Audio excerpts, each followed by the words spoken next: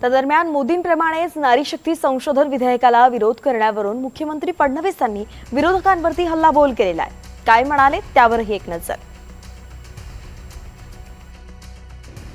काही विरोधी पक्षांनी त्याला मान्यता दिली नाही आणि त्यामुळे 2/3 मेजॉरिटी न मिळाल्यामुळे ते विधेयक पडलं आणि म्हणून आज 2023च्या विधेयकाप्रमाणे परिस्थिती आहे आणि त्या विधेयकाप्रमाणे जर महिला आरक्षण द्यायचं असेल तर सेन्सस पूर्ण करणे आणि त्यानंतर डिलिमिटेशन करणे हाच पर्याय आहे.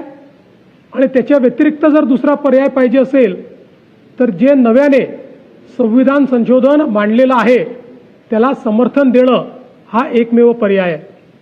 2023ला एकमताने तुम्ही विधेयक मान्य केलं, त्यामुळे तुम्हाला माहिती आहे की त्या विधेयकात या 2 प्री कंडिशन शिवाय महिलांना आरक्षण दिलं जाऊ शकत नाही आणि ते जर द्यायचं असेल तर नवीन विधेयक आणावं लागेल.